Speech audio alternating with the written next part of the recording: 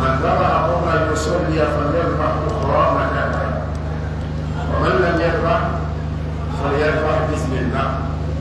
Le prophète sallallahu alayhi wa sallam, d'après Jundub, le fils d'Abdullah, que Dieu les agrée de deux, il dit, le prophète sallallahu alayhi wa sallam a prié Yawm al-Nahar, le jour de la grande fête qui est le jour des sacrifices, le jour où tous les musulmans qui ont des moyens font des sacrifices pour Allah subhanahu wa ta'ala.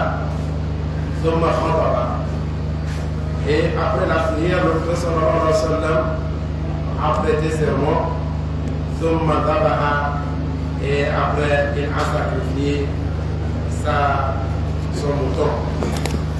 Et le prophète sallallahu alayhi wa sallam a dit, من ذبح قبل أن يصلي فليذبح أخرى مكانها. Tout celui-là qui a sacrifié son mouton ou bien sa bête avant de venir à la prière, qu'il aille sacrifier une autre à la place. وَمَنْ لَمْ يَذْبَحْ. Mais celui-là qui n'a pas encore sacrifié avant de venir faire la prière, فَلْيَذْبَحْ بِسْمِ اللَّهِ. Qu'il aille sacrifier au nom de Allah subhanahu wa ta'ala. Donc, dans ce hadith, comme nous a rapporté Jundub, qui a classé les actes du prophète sallallahu alayhi wa sallam en ce jour de Eid al-Adha. Quand il nous disait que le prophète sallallahu alayhi wa sallam, la première des choses qu'il a commencé le jour de la fête, c'est d'aller au lieu de la prière et de faire la prière.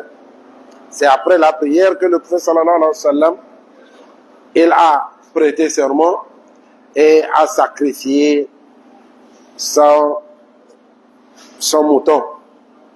Donc, de ceci, ce qu'il faut retenir dans ce hadith, c'est que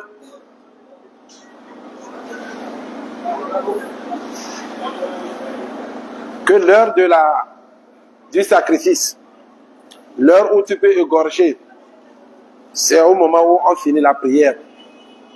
C'est au moment où l'imam finit la prière de Eid. C'est en ce moment que débute l'heure du sacrifice. Et non, la biwaqti salat, kama huwa madhhab al-Shafi'i, et non l'heure de la prière. On ne voit pas l'heure, comme on l'avait dit précédemment. Tu ne vas pas voir si nous on prie ici à 8h30. Déjà, tu estimes que déjà 15 minutes après, la prière est finie. Maintenant, déjà à 8h45, comme toi tu n'as pas pu être au lieu de la prière, tu te dis que l'heure, ils ont déjà fini la prière. Et puis tu t'es basé sur quoi? Tu t'es basé sur l'heure. Ce n'est pas l'heure qu'on parle, mais plutôt qu'on puisse finir la prière d'abord. Tu peux estimer, mais ils n'ont pas encore fini la prière. Donc, le début du moment du sacrifice commence au moment où l'imam a fini la prière et non comme la mazhab de l'imam Shafi'i qui dit que non, l'heure qu'on estime ou bien le moment qu'on estime c'est l'heure. Voilà binahr l'imam kama huwa mazhab Malik. Et aussi, c'est pas l'heure du sacrifice ne débute pas quand l'imam sacrifie pour lui d'abord, non, comme on l'avait dit aussi. Mais plutôt, à la fin de la prière, tout le monde est autorisé d'aller sacrifier. L'imam a sacrifié ou pas. L'heure de la prière, on a fini la prière. Et tu as droit de sacrifier ou bien de commencer à égorger tes moutons. Donc, nous allons continuer sur le deuxième hadith. An Jabir radiallahu anhu qala shahidtu Rasulullah sallallahu alayhi wa sallam as-salata yawm al-Eid. D'après Jabir, le fils d'Abdullah radiallahu anhu qui dit, j'ai assisté avec le prophète sallallahu alayhi wa sallam la prière le jour de Eid, le jour de la fête. Fabada bis-salat. Et le prophète sallallahu alayhi wa sallam a commencé d'abord avec la prière, comme nous le faisons, qabla al-khutbah, avant de prêter serment. C'est quand il a fini la prière, les 2 rak'at, et le prophète sallallahu alayhi wa sallam a prêté serment, bila adhanin wala iqama, sans faire l'appel à la prière et non aussi sans faire al-iqama. Donc dans la prière de Eid, il n'y a ni l'appel à la prière, ni al-iqama, ni as-salat al-jami'a, comme on l'avait dit précédemment. Seulement quand l'imam vient, on se redresse, tout le monde se met en rang, complète les rangs et l'imam commence la prière sans rien dire avant le commencement de la prière. Thumma qama mutawakki'an ala Bilal. Et le prophète sallallahu alayhi wa sallam s'est tenu debout, s'est redressé en s'appuyant sur Bilal. Parce qu'en ce moment, la vieillesse a commencé par rentrer. Le prophète sallallahu alayhi wa sallam devenait de plus en plus faible. Donc, il s'est adossé, il s'est appuyé sur Bilal et il s'est tenu debout et il a commencé son sermon. Fa'amara bi taqwallah. Et le prophète sallallahu alayhi wa sallam a ordonné à ses compagnons la crainte de Allah subhanahu wa ta'ala. Il les a recommandé de craindre Allah subhanahu wa ta'ala vis-à-vis des gens, de craindre Allah aussi subhanahu wa ta'ala, même en cachette. Bi taqwallah wa hatha ala ta'atihi. Et le prophète sallallahu alayhi wa sallam a exhorté à ses compagnons d'obéir l'obéissance de Allah subhanahu wa ta'ala. Wa wa'adha an-nas. Et le prophète sallallahu alayhi wa sallam a prêché aux gens. Wa dhakkarahum. Et il les a rappelés. C'est un rappel. Les sermons, comme on l'avait dit dans les sujets de vendredi, ce sont des rappels que l'imam fait. Mais avant ces rappels, il faut qu'on devance avec des enseignements. Ce que nous sommes en train de faire, ce sont des enseignements. Où on va détailler beaucoup de choses, où souvent on détaille beaucoup de choses, mais quand on vient pour prêcher, c'est seulement que ce sont des rappels de ce qu'on vous a déjà enseigné. Donc on vous rappelle sur ces choses, parce que l'enseignement est déjà avancé au préalable. Donc le prophète sallallahu alayhi wa sallam les a rappelés de tous les enseignements qu'il les a faits. Quand il a fini de les prêcher, de les rappeler, de les exhorter, de craindre Allah subhanahu wa ta'ala, le prophète sallallahu alayhi wa sallam s'est décalé hatta atan nisa, jusqu'à ce qu'il est venu auprès des femmes. Parce que en ce moment, comme tout le monde le sait, il n'y avait pas ces bienfaits, ces technologies dont nous disposons de nos jours. Donc la voix du prophète sallallahu alayhi wa sallam n'atteignait pas les femmes. Et tout le monde sait que les femmes s'alignent toujours derrière les hommes quand on vient dans ces genres de regroupement, dans ces genres de prières. Donc le prophète sallallahu alayhi wa sallam, quand il a fini de prêcher, d'exhorter les garçons, les hommes, il s'est dirigé vers les femmes pour leur prêcher, eux, elles aussi. Et le prophète sallallahu alayhi wa sallam les a prêchés eux aussi, les a exhortés, la crainte d'Allah subhanahu wa ta'ala, elles aussi, et le prophète sallallahu alayhi wa sallam les a rappelés à elles aussi. Faqala ya ma'ashar an-nisa. Et dans ce que le prophète sallallahu alayhi wa sallam les a dit, les a prêchés, il y a ceci. Le prophète sallallahu alayhi wa sallam a dit: ya ma'ashar an-nisa, ô femmes, tasaddaqna, faites l'aumône. Le prophète sallallahu alayhi wa sallam les a exhortés, les a recommandés de faire l'aumône, de faire la sadaqa. Fa inna kunna akthar khatab jahannam. Vous êtes les plus nombreuses dans l'enfer. C'est vous-même plutôt les plus nombreuses dans l'enfer, dit le prophète sallallahu alayhi wa sallam. Faqamat imra'atun. Et une femme, parmi ces femmes-là, elle a quitté, elle s'est mise debout, elle s'est tenue debout. Min sitatin nisa, au milieu des femmes, une femme s'est redressée, safa'a'ul khaddaini, et faqalat, et elle a dit: lima ya Rasulallah, pourquoi, ô messager de Dieu, pourquoi nous sommes nombreuses dans l'enfer plus que tout le monde? Quelle est la cause de notre rentrée en enfer plus que les hommes? Qala, et le prophète sallallahu alayhi wa sallam dit: li'anna kunna tukthirna ash-shaqat, parce que vous les femmes, vous vous plaignez trop. Vous vous plaignez trop. Wa takfurna al-ashir, et vous êtes aussi ingrate vis-à-vis de vos hommes. Vous n'êtes pas reconnaissante vis-à-vis de ce que vos hommes vous donnent. Ce que vos hommes dépensent sur vous, vous n'êtes pas reconnaissante peu d'entre vous sont reconnaissantes. Et vous vous plaignez de trop. Tout le monde le sait. Si tu es marié seulement, tu sais que les femmes se plaignent. Un hadith même du prophète sallallahu alayhi wa sallam témoigne là-dessus. Le prophète sallallahu alayhi wa sallam dit, si tu vas faire une année en faisant tout ce que la femme veut, sans la désobéir pendant une année, et le lendemain, en même temps, tu l'as fait quelque chose qui ne la plaît pas, voilà ce qui va sortir de sa bouche, que depuis que je n'ai jamais eu du bien provenant de toi. Je n'ai jamais eu un bien provenant de toi. Donc, elles se plaignent trop, et dans cela, elles disent des choses qui ne sont pas bien. Elles tiennent des paroles à l'égard de leur homme qui sont très très très blessantes. Et elles ne sont pas reconnaissantes des efforts de leur mari. Quand elles ont entendu les causes et elles ont approuvé aussi, parce qu'elles savent que c'est la vérité. Comme le prophète sallallahu alayhi wa sallam les a recommandé de faire la sadaqa pour qu'elles puissent s'échapper de l'enfer. Jabir dit, faja'alna yatasaddaqna, et elles ont commencé par donner cette aumône-là. Elles ont commencé par donner la sadaqa.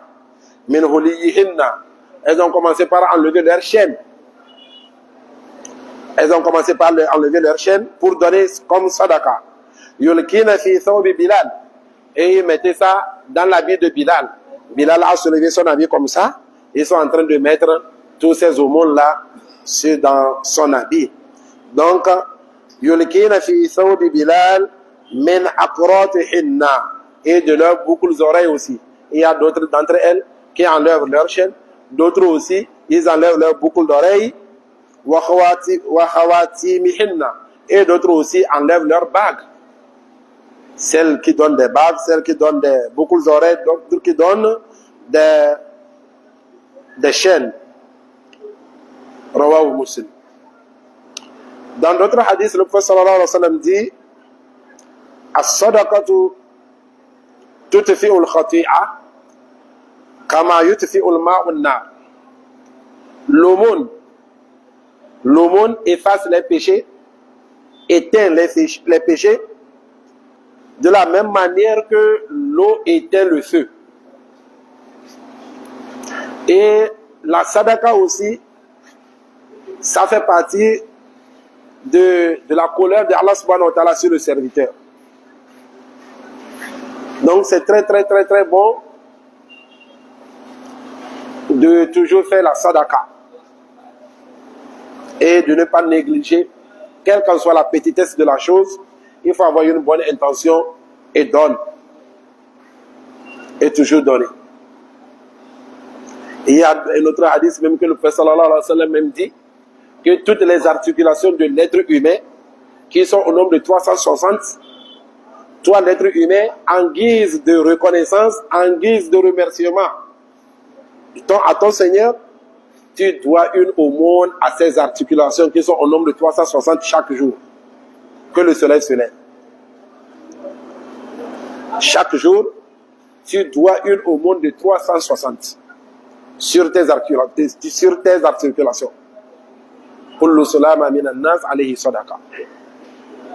Donc, dans d'autres termes de ces hadiths, le prophète sallallahu alayhi wa sallam, mais ça te suffit quand tu fais 2 rak'at de duha, de la prière de duha, quand le soleil se lève, jusqu'à l'approche de la prière de Zuhr, quand tu fais 2 rak'at au minimum, avec l'intention de la prière de duha,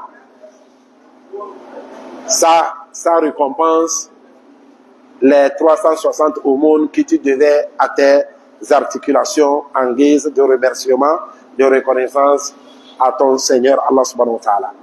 Donc, comme d'habitude, les compagnons du prophète sallallahu alayhi wa sallam, y compris leurs femmes, sont des hommes ou bien sont des gens qui se précipitent, yusari'una fil khayrat, dans le bienfait. Quand le prophète sallallahu alayhi wa sallam dit, il se réfère aux recommandations du prophète sallallahu alayhi wa sallam vite fait, sans se retarder. Donc ici nous allons remarquer cette habitude, ce comportement vis-à-vis des femmes, des compagnons du prophète sallallahu alayhi wa sallam, qui se sont précipités quand le prophète sallallahu alayhi wa sallam les a recommandé de faire la sadaqa. Peut-être même beaucoup d'entre elles ne sont pas préparées pour donner cette aumône. C'est pour cela qu'ils sont en train d'enlever leur chaîne, leur boucle d'oreille, leur bague pour donner la sadaqa. Mais nos femmes de nos jours, elles aussi doivent faire comme les femmes des compagnons, les sahabiyat du prophète sallallahu alayhi wa sallam, de faire toujours l'aumône et non d'entasser beaucoup de pagnes à la maison, beaucoup de bijoux à la maison. C'est ce que nos femmes font. Il n'y a pas une femme, si elle est musulmane, une femme pauvre qui n'a même pas 10 complets de pagnes dans sa chambre, il n'y en a pas. Pagnes non cousus. Au minimum 10. Moins de 10, il n'y en a même pas. Mais c'est elle-même qui se plaigne. Comme le hadith le dit. Elle se plaint que l'homme ne fait pas d'efforts. Qu'il y a beaucoup de manquements. Mais plutôt elle ne le remercie même pas. Elle ne voit même pas l'effort que les hommes font. Ma yu'khadhu min al-hadith. Voilà les leçons à retenir de ces deux hadiths. Al-bada'atu bi salat al-eid qabla al-khutbah. De toujours commencer par la prière les jours de fête avant le sermon de l'imam. La deuxième leçon à retenir, annahu laysa li salat al-eid adhan wa la iqama. La prière de Eid n'a ni l'appel ni iqama. On commence, l'imam arrive, on commence seulement la prière. Contrairement aux autres prières quotidiennes, on doit faire l'appel à la prière et on doit aussi faire al-iqama. ثالثا استحباب كون الخطيب قائما. On préfère que l'imam fasse son sermon en étant debout. C'est préférable de le faire, de prêter le sermon en étant debout. Voilà le prophète sallallahu alayhi wa sallam, malgré la faiblesse, il s'est endossé, il s'est appuyé sur Bilal pour bien se tenir debout et prêter sermon. Rabi'an, an ya'mur al-khatib bi taqwa Allah ta'ala. L'imam doit recommander aux serviteurs d'Allah subhanahu wa ta'ala la crainte d'Allah subhanahu wa ta'ala. Il doit leur recommander cela. Il doit leur ordonner cela. Allati hiya jima'u fi'l al-awamir wa tark an-nawahi mujmalan. Et cette crainte d'Allah subhanahu wa ta'ala qui englobe toutes les bonnes œuvres et qui englobe aussi de tout laisser comme les choses interdites. Summa yufassil.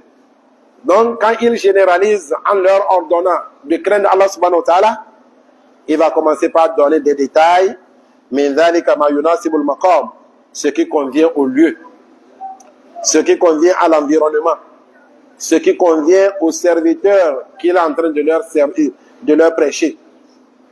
Il va ordonner la crainte d'Allah subhanahu wa ta'ala en général et commencer par détailler concernant le sujet dont il veut les prêcher sur ça. Khamisan tadhkirihim biluzum at-taqwa wa ta'ati lillah. Et il va aussi il va leur rappeler, l'imam va rappeler aux serviteurs d'Allah subhanahu wa ta'ala de toujours demeurer sur la crainte d'Allah subhanahu wa ta'ala et dans son obéissance. De toujours demeurer dans la crainte d'Allah et dans l'obéissance d'Allah subhanahu wa ta'ala. Bidhikr al-wa'd wal-wa'id.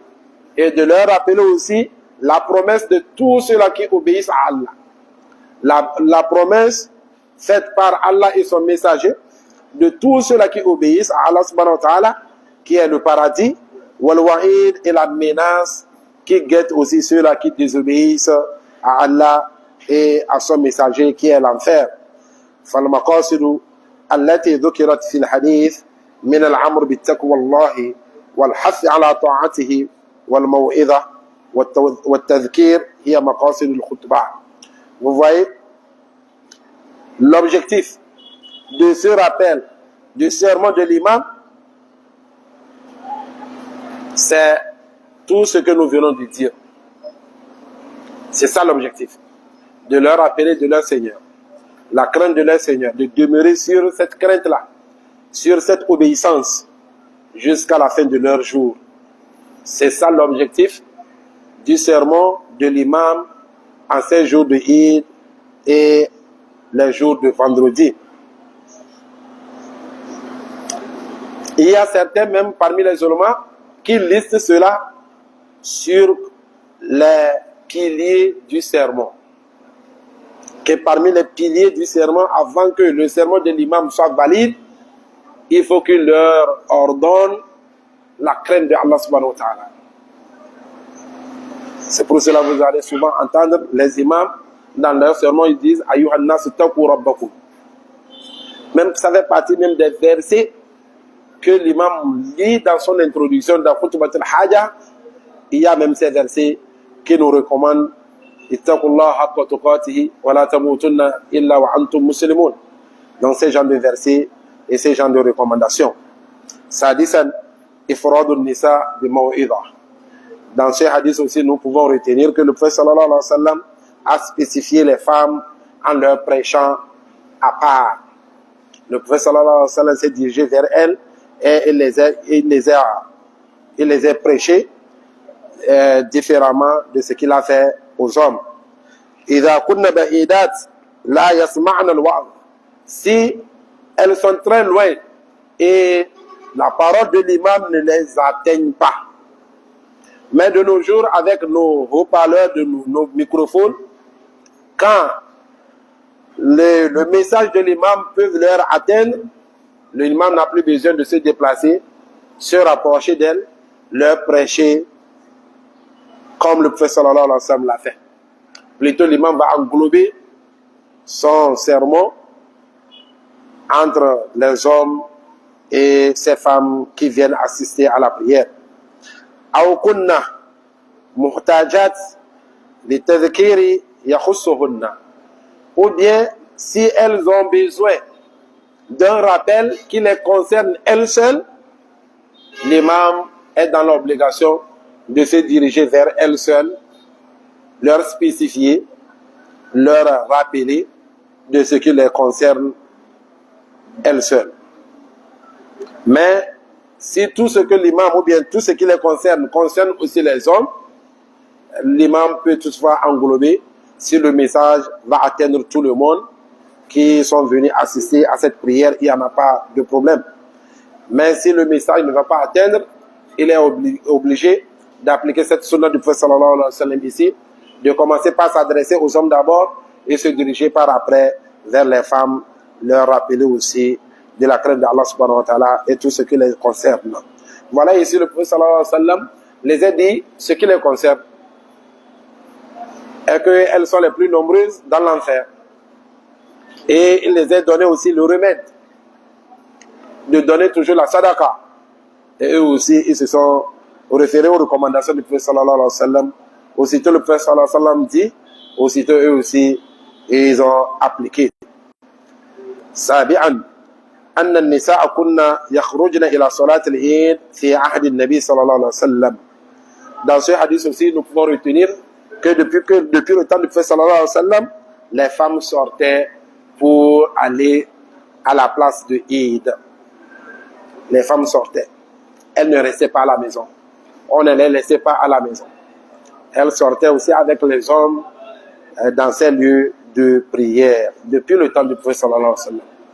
Donc c'est une sunna qu'on ne doit pas délaisser, mais il y en a certains, ils ordonnent ou bien ils interdisent leurs femmes de venir à la prière de Eid, que de rester à la maison, veiller sur la maison ou bien de commencer par préparer et autres. Non. Nous tous nous sommes appelés de sortir vers ces lieux de prière avant de revenir faire quoi que ce soit.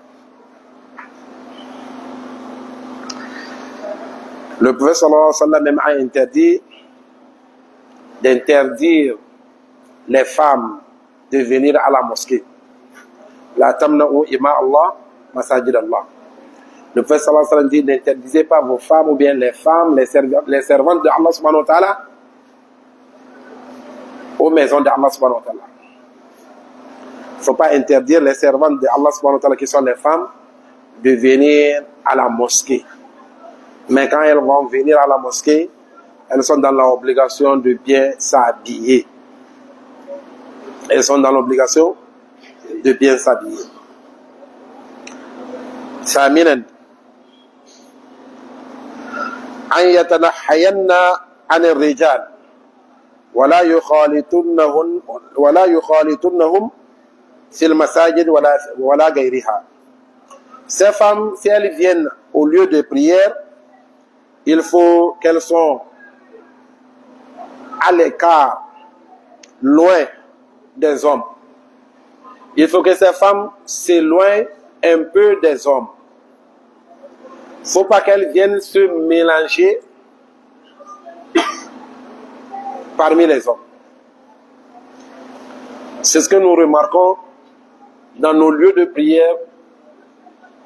Jusqu'à maintenant, nous ici, cette maladie, on souffre de cette maladie. Le mélange des hommes et des femmes. Il n'y a même pas la pudeur. Il n'y a même pas la crainte de Allah subhanahu wa ta'ala. Tout d'abord, même les femmes là, elles sortent même comment? C'est comme si elles vont à un défilé de mode. Quand ils voient leur habillement, c'est comme si elles vont à un défilé de mode.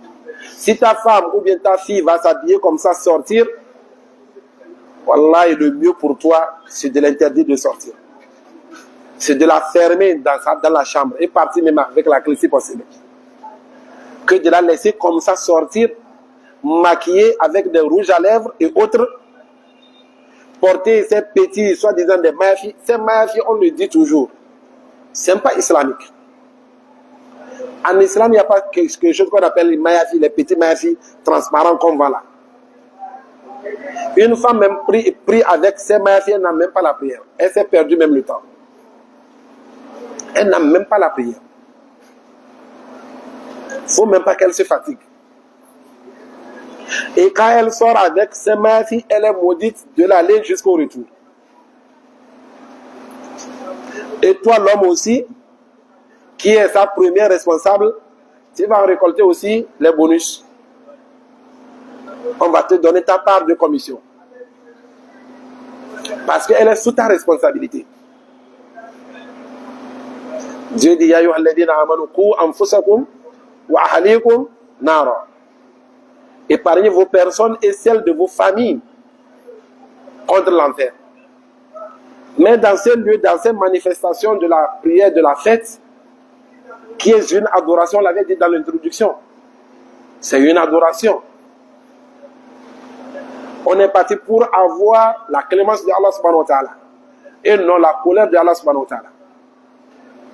Mais nos femmes sortent mal habillées, sans hijab, et elles portent des habits qui dessinent leur forme. Qui dessinent leur forme. Et quand elles viennent aussi, elles ne restent même pas à l'écart des hommes. Elles viennent, elles marchent même parmi les hommes pour se faire même remarquer, sans la crainte de Dieu, sans honte. Sans honte. Tu vois même une femme qui passe parmi les hommes, même avec une manière de marche, tu sais immédiatement que celle-là, elle n'a même pas la pudeur. C'est très grave. Ce n'est pas un défilé de mode. Elles ne sont pas venues pour montrer leur beauté, ni leur forme. Nous sommes venus pour prier. Que tout un chacun de nous prenne sa responsabilité à deux mains. Sinon, nos femmes vont nous conduire à l'enfer. Quand elles sortent comme ça, au lieu même des prières, surtout même quand on finit la prière, on veut partir, tu vois cette mélange-là. Ce mélange entre l'homme même, les hommes même ne peuvent même pas être à l'écart, laisser les femmes partir même d'abord. Cette femme-là aussi, tellement qu'elles aussi n'ont pas honte, elles ne vont pas dire, ah, comme c'est les hommes qui vont, ils sont nombreux, nous on va rester à l'écart. Non, on se bouscule comme ça, homme-femme. Tout ceci, ce sont des interdictions. Et ça peut toutefois bouffer tout le récompense qu'on est parti chercher dans ces lieux de prière. Donc il faut que nous revoyions cela. C'est très très très important. Il faut que nous soyons bien organisés. Il faut que nous appliquions la sunna du prophète sallallahu alayhi wa sallam. Toi l'homme, tu es dans l'obligation d'obliger ta femme d'être bien habillée avant de sortir. Mais quand elle a plus de pouvoir que toi, elle fait ce qu'elle veut, tu ne peux même pas broncher. qu'Allah nous en préserve. تاسعا كون النساء أكثر الناس دخولا في النار بسبب الشكواهم.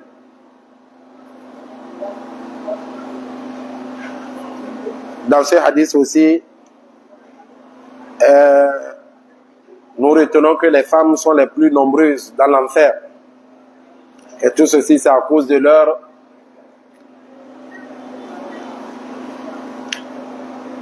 le fait qu'elles se plaignent trop. Elles se plaignent moins de choses, elles se plaignent.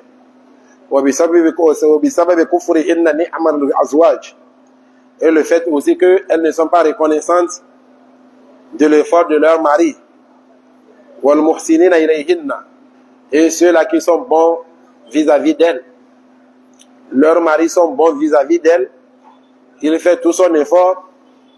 Il souffre pour leur rendre heureuses. Mais elle voit qu'il ne fait rien de bon. Il ne fait pas d'effort. Il y en a d'autres qui font plus que lui. Donc, tout ceci est la cause de leur entrée en enfer. Parce que le prophète sallallahu alayhi wa sallam dit, tout celui qui n'est pas reconnaissant vis-à-vis des hommes, il ne serait jamais reconnaissant vis-à-vis de son Seigneur. Comme elle n'a pas pu reconnaître l'effort de son mari, comment est-ce qu'elle peut reconnaître les bienfaits d'Allah subhanahu wa ta'ala sur elle?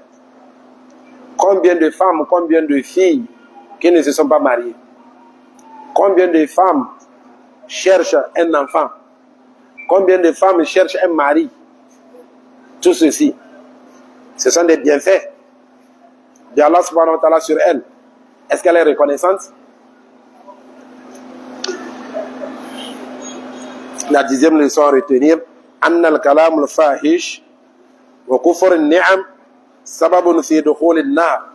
Il dit les mauvaises paroles qui sortent des bouches et l'ingratitude aussi est la cause de l'entrée en enfer. L'ingratitude. Et cette ingratitude, ça ne s'arrête pas sur les femmes seulement.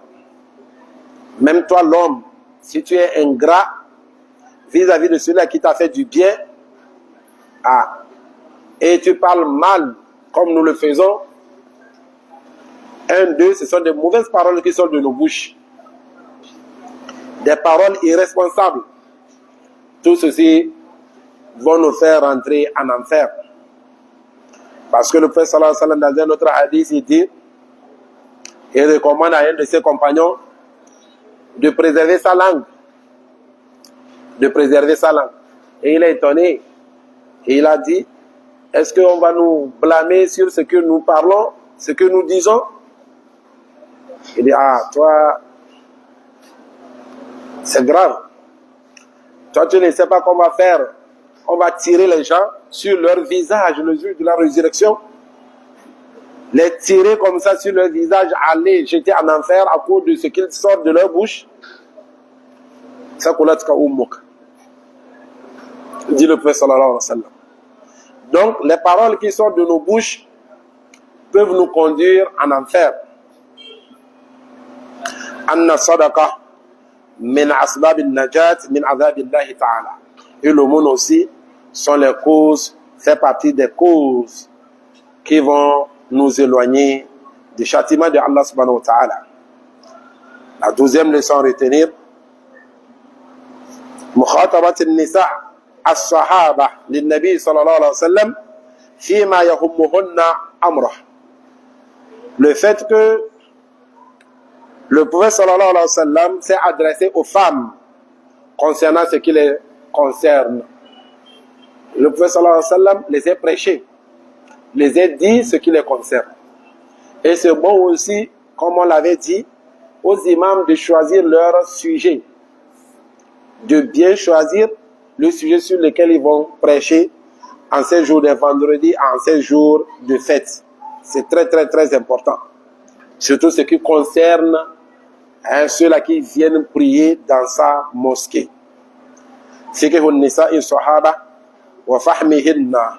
Dans ce hadith aussi, nous allons retenir la compréhension, l'intelligence de ces femmes qui sont les sahabiyat du prophète sallallahu alayhi wa sallam. Les femmes compagnons du prophète sallallahu alayhi wa sallam, elles sont très intelligentes et elles comprennent vite. D'où est-ce que nous retenons cela? لأن هذه المتكلمة لما قال لهن النبي صلى الله عليه وسلم إن كن أكثر أهل النار. Parce que celle-là qui s'est levée et a posé la question au prophète sallallahu alayhi wa sallam, quand le prophète sallallahu alayhi wa sallam les a dit que vous êtes les plus nombreuses dans l'enfer, fahimat, elle a compris anna hadha laysa dhulman min Allah wa hashahu. Elle a compris dans l'immédiat que ceci, le fait qu'elles soient les plus nombreuses dans l'enfer, n'est pas une injustice provenant d'Allah subhanahu wa ta'ala. Allah n'est pas injuste vis-à-vis d'elle. Elle a compris cela. Parce que toi, il faut appliquer cette sunna ou bien ce hadith quand tu rentres chez toi à la maison. Quand tu rentres, tu as une femme, tu as deux femmes, tu les appelles. Et tu leur dis, vous êtes les plus nombreuses dans l'enfer. Voir quelle sera leur réaction. En ce moment, tu sauras que les femmes compagnons, elles sont douées d'une intelligence et elles comprennent vite. Parce que ta femme va dire que tu l'as insulté. Donc tu me dis que je suis de l'enfer. Toi, tu m'as mis déjà dans l'enfer. Donc elle ne peut pas comprendre. Peu d'entre elles peuvent comprendre cela. Donc, quand le prophète sallallahu alayhi wa sallam a dit cela, elles ont su dans l'immédiat que ce n'est pas une injustice de la part d'Allah subhanahu wa ta'ala, que Allah me met très loin de cela. Parce que dans un hadith, le Qudsi lui-même l'a dit, Inni haramtu dhulma ala nafsi, faja'altuhu baynakum muharrama, fala tadhalamu. Moi, je me suis interdit l'injustice et j'ai fait de l'injustice parmi vous aussi une chose interdite. Donc, ne soyez pas injustes. C'est un hadith le Qudsi. Donc, donc ces femmes, elles ont su que c'est à cause des péchés qu'elles seront les plus nombreuses dans l'enfer. Pour cela, elles ont demandé quelle est cette cause-là qui va les obliger à être nombreuses dans l'enfer.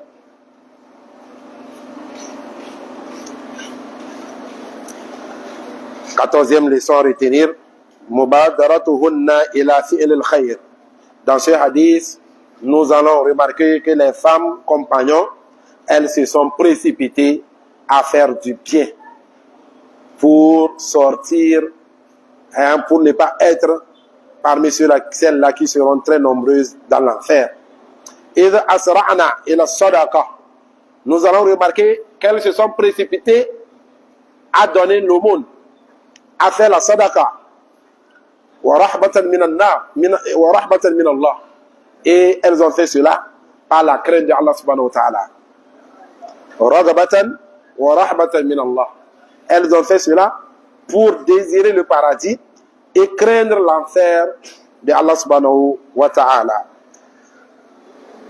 15e leçon à retenir, anna mura'at ar-rashida tatasaddaq min maliha bighayri idhni zawjiha.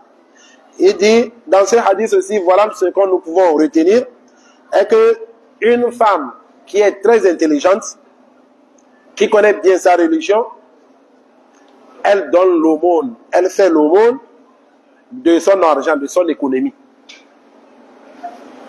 L'économie qu'elle fait, elle fait l'aumône, si elle est vraiment intelligente, elle connaît bien sa religion, sans même demander l'autorisation de son mari. Parce que ces femmes qui ont commencé par enlever leurs chaînes, leurs gommettes, leurs bagues et autres, leurs boucles d'oreilles, est-ce qu'elles sont parties d'abord demander l'autorisation de leur mari avant de revenir? Non. Parce que ça les appartient. Tous ces bijoux-là les appartiennent. Donc les femmes qui sont intelligentes, elles doivent toujours donner l'aumône de ses économies, de ce qui l'appartient. C'est passé, c'est qu'il y a une diversion entre les ulémas, quand d'autres voient que non, elle doit chercher l'autorisation de son mari avant de faire quoi que ce soit dans son argent. La femme, ce qui l'appartient, elle-même, elle doit demander l'autorisation de son mari avant de la dépenser. Il y a des ulémas qui disent cela, mais la majorité des ulémas voient que non. Si ce sont des choses qui sont simplement comme ça, elle n'est pas obligée de demander l'autorisation de son mari.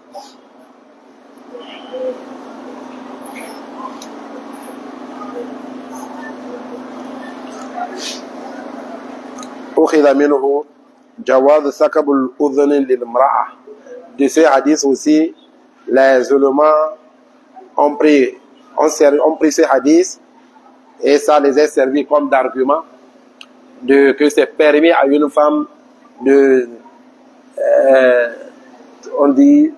trouver ses oreilles ou bien pour mettre des boucles d'oreilles.